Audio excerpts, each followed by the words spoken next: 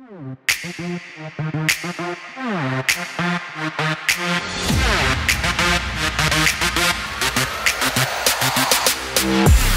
everyone and welcome to the GTC Tour preview show of the Surf Coast, February 2022. Steve Chalmers, my name. Craig Freeman, my co-host. Craig, welcome back. It's a year in the making since GTC 1. We've had a slight delay since the initial October booking, but we're going to make it. This weekend, 3 golf courses, 1 edition on last year, and tell you what, I am absolutely pumped. Yeah, we've not only have we been pushed back, but we've also had to change golf courses about halfway through last year as well, because this was originally set for Yarrawonga, but we've had to move it to the Surf Coast, and we've got some ripping weather for this weekend scheduled so far. I think all mid to low 20s, so couldn't ask for any better. Jane Bunn sorted us out there. On the show, we've got obviously the course breakdowns, the competition information. We've got a very special cup that I'm not going to give too much away, but something to do with a cup.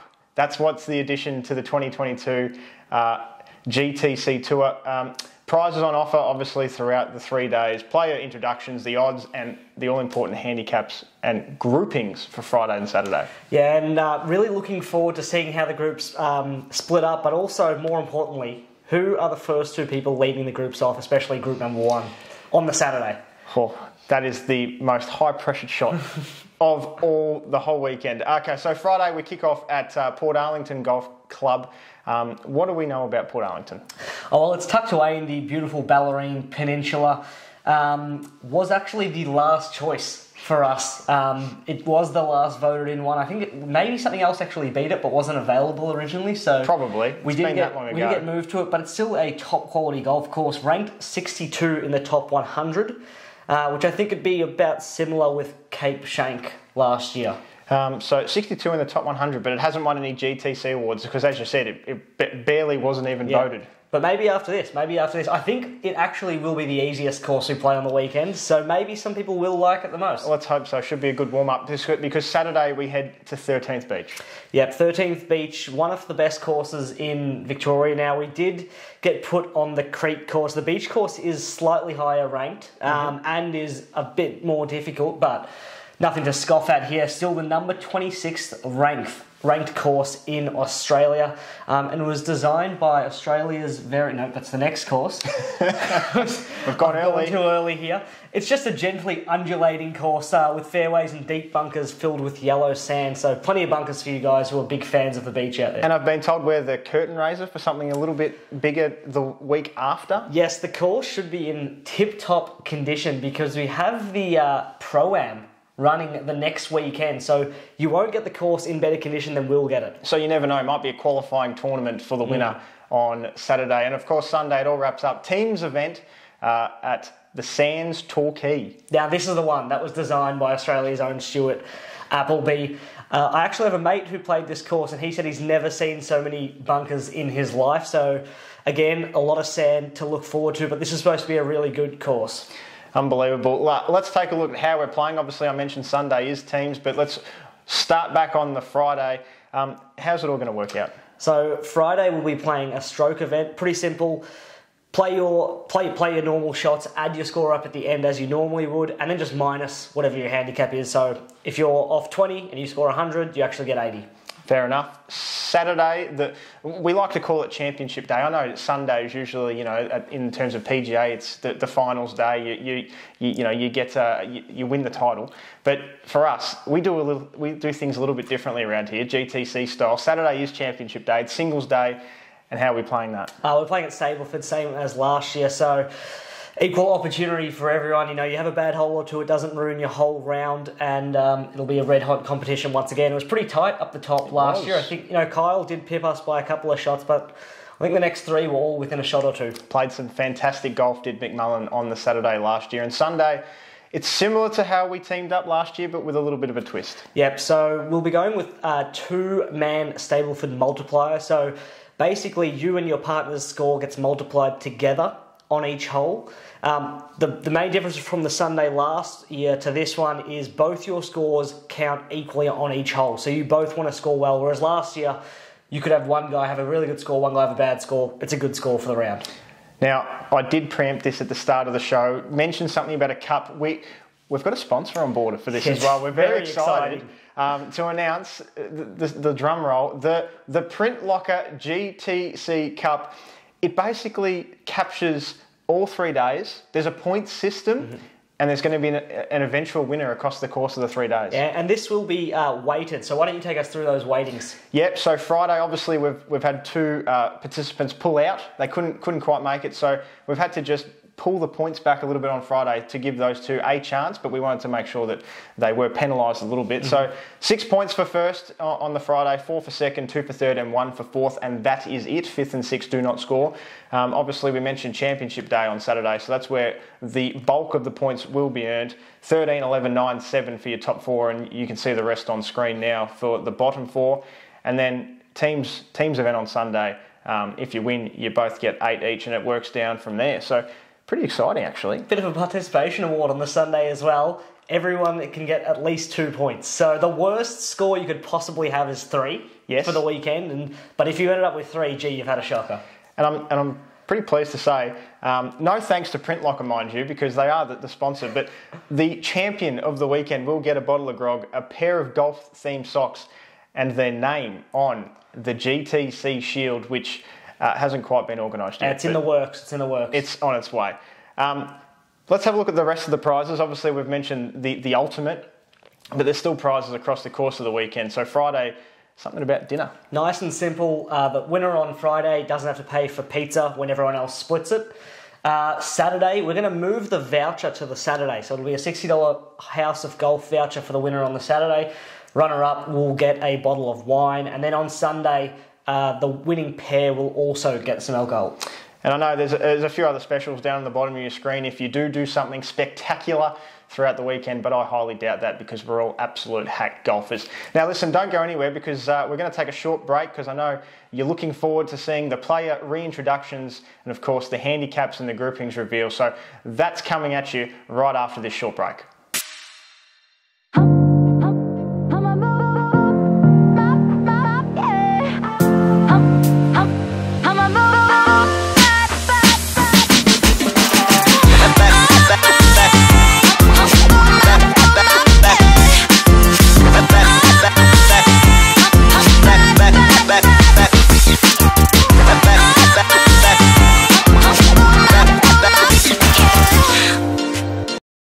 Get your hands on one of the hottest tickets in town, a Magic Millions yearling.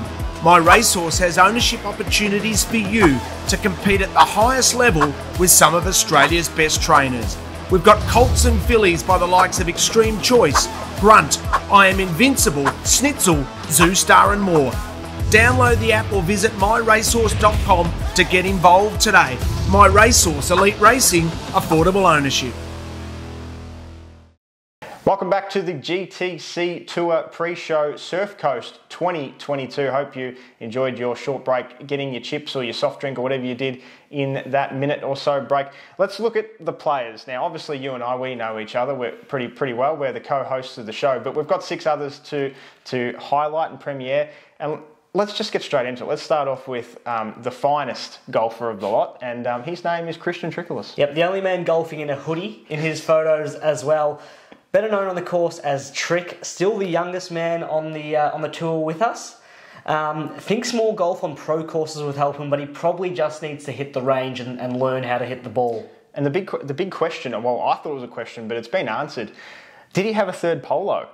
Because I wasn't sure he had enough apparel for the weekend. Yeah, because we do know last year I did have to bring him one, so he could get to 2. Apparently Print Locker, our sponsors, also pay him. Individual sponsorship. For some reason, he's picked up some polos from them for the weekend. It's very interesting because he is probably, I mean, I don't like to say this, but he is the worst golfer. So to get an individual sponsorship for the 8th guy. Yeah, but if you think about it this way, if we were recording this, he'd have the most coverage because he's had the most shots. That's what you've got to think of from a business mind. You know who's a dark horse to maybe be worse? The man who hasn't played in about 8 years. Let's have a look at him next. It's Stephen Wright. he is training the house down. In fact, because we know that because he actually bought a house throughout the last 12 months. I hope it's a massive house and he's put a golf sim in, because that's his only hope of being better than we think he will be on this tour. Yet to be seen on a golf course since about April last year, I've heard. So it's not looking good, but you never know. As you say, dark horse, he could be doing it all undercover. That's true. He could have gotten training with Honda. We'll touch on him a little bit later on. The next one, the 6-iron king, as he likes to be known, Dean Zardo. Yeah, also known as the WNBL GOAT, that we can join him on now, no longer working in basketball, which is exciting for the Friday and Saturday. And it's exciting for all members because he actually pissed off last year and didn't enjoy the festivities during the night. So he'll be able to provide all tips on Friday and Saturday night to make us all basically our money back. Yep, that's actually, maybe we'll put all the prize money into that instead.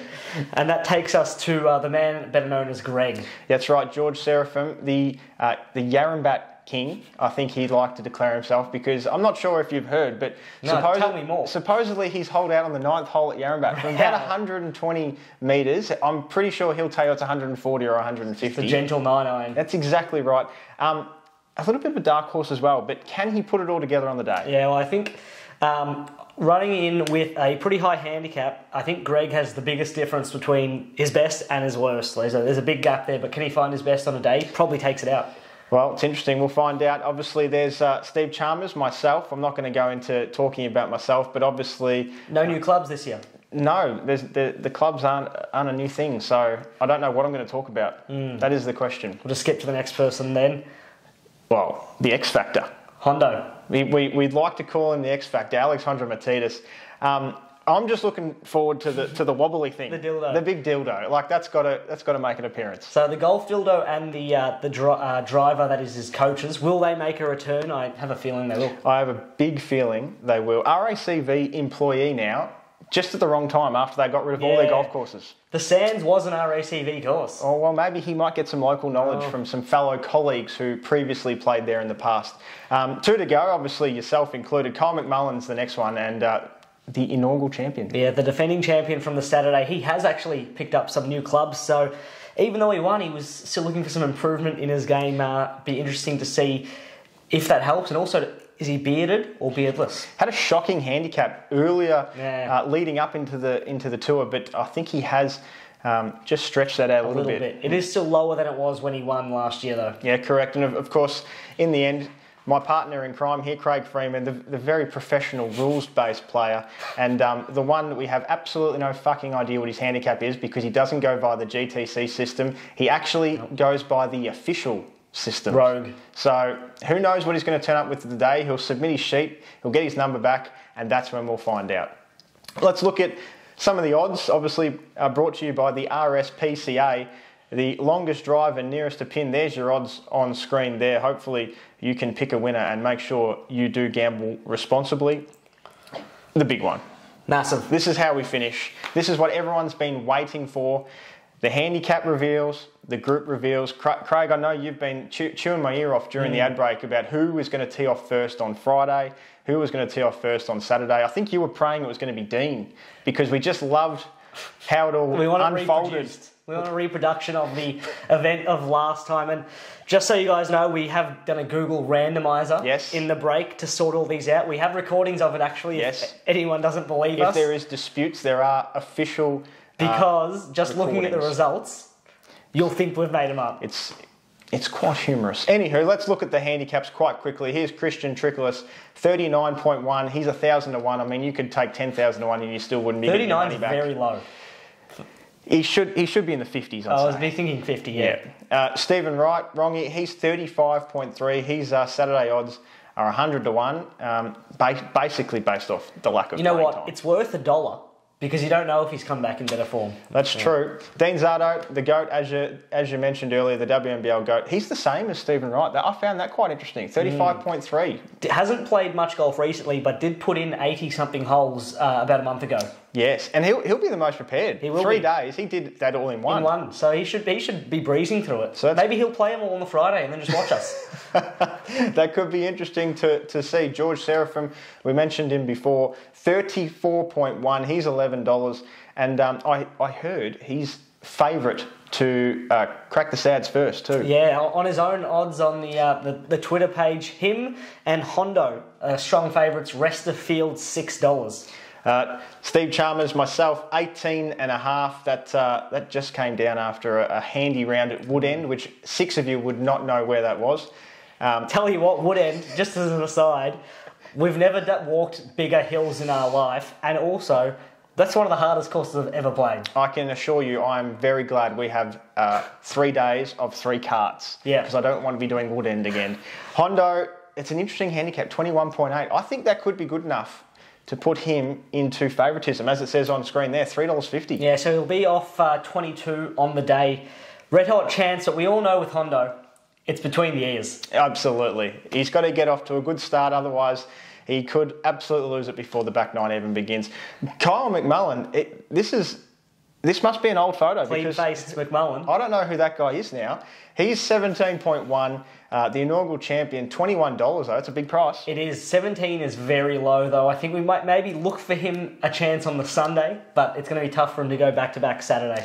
And as we said, Craig Freeman, fuck knows. He's got the official one, so we'll find out on the Friday and the Saturday. I can tell you guys now, because I don't think I'll play any rounds before then. Okay, breaking news on the show. I'll be off 20. 20, there you go. Yeah. So that's about third lowest. Yeah, just after you. Yeah, so it's Kyle, myself, and then you. So there you go, $5 off 20. You've heard it here first, breaking news. And now we finish. Friday, Group 1, 12 o'clock tee time. Obviously, Alex Honda Matita, Stephen Wright cannot make it. So they've been assigned groups in spirit. Yep. In spirit. So Group 1, here we go. Kyle Mcmullen tees off first to start the entire event. Then Dean Zardo, George Seraphim. So that's the first trio. Yep, we're playing in 2 groups of 3, of course, and still we'll have 1 person alone in a cart on the in each group on the Friday. I wonder how that's going to work out, like some sort of coin toss activity or something. Yeah, maybe. Well, looking at the first group, skip through to the second one. We now know who's in it. Here's the second group. Christian Tricholus tees off first. I think we might be best off giving Trick the cart because he could be doing a bit of left and right action. Yes, we could just drive straight to the green and we'll see him a little bit later on in about 5 minutes' time. So there it is, Trick, Craig Freeman, Steve Chalmers on the Friday. That tee time is 12:08. If you're looking to find it on KO, you won't. And now the Saturday. And Trick will be leading us off in that group. That is the order we'll be teeing off in. Yes. Now, this is the one. Because Saturday, tee time number 1, slot 1, this is what you don't want. There'll be plenty of people around the tee box watching. It's always busy on a Saturday. We're at a major, one of the best courses in Australia, and who will be teeing us off first. 13th Beach, Group 1, is Christian Tricholus. Would you believe it? He's in a group with Kyle Mcmullen, Stephen Wright, and Craig Freeman. There's Group 1, so you now know who's in Group 2. In fact, let's go to the order of Group 2. It's Dean Zardo, George Seraphim, myself, and Alex Hondo. There's some nice groups, actually. Good evenly spread groups, and I know Dean and Trick will both think that we've just dodged these and put them hitting first. That does look a little bit sus, but I promise you, we've got video. There's legitimate videos, and it's just the luck of the Irish. So there you have it. GTC Surf Coast Tour 2022. Pre-show is done. The action starts now. We look forward to seeing you on the tee at Portarlington.